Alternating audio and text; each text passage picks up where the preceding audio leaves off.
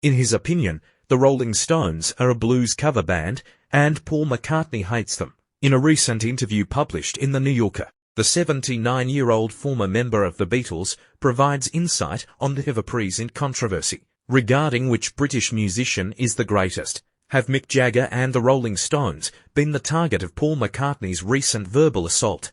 The editor David Remnick and Paul McCartney were having a conversation about the creation and evolution of the Beatles.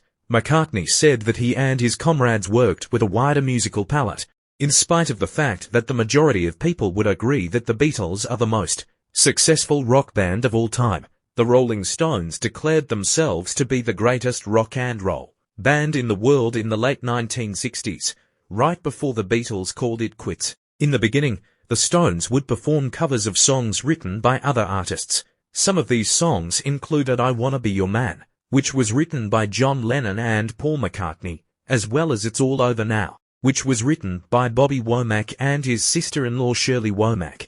The majority of the Stones' work was written by Mick Jagger and Keith Richards by the year 1965, when they had already written songs such as The Last Time and I Can't Get No Satisfaction. Friendship.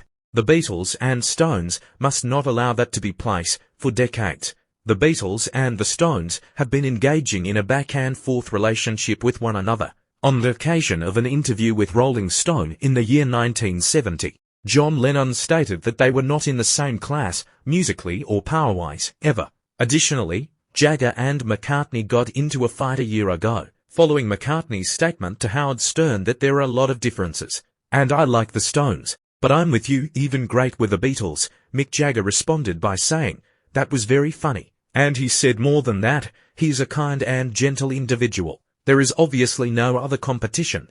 Having said that, he continued by stating that there are distinctions between the bands on the Zane Lowe show that is available on Apple Music, when the Beatles had never even toured an arena, Madison Square Garden with a great sound system. He added, the Rolling Stones were a big concert band with a great sound system. This was in a different decade and in a different region. These two bands are very different from one another in this regard. At the stadium, fortunately, one band was still performing, while the other band had already left. Lyrics from 154 of McCartney's songs, including Eleanor Rigby and Band on the Run, are collected in the book The Lyrics, 1956 to the Present, which is scheduled to be released on November 2nd.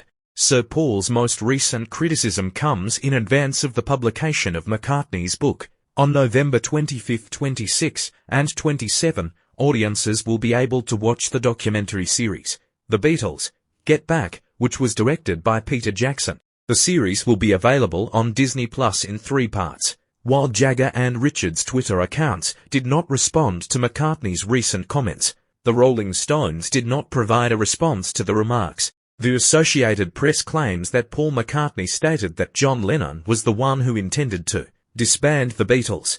McCartney made this statement during an interview that would take place on an edition of BBC Radio 4's This Cultural Life that will be broadcast on October 23rd. Yes, that is our Johnny. During a lengthy interview that was published in The New Yorker, McCartney spoke a few words to John Lennon. It was brought up that the period of the breakup was discussed, as well as Lennon's allegations that the cameras for Let It Be were positioned to shine on McCartney, and that the other Beatles were tired of being Paul's best man.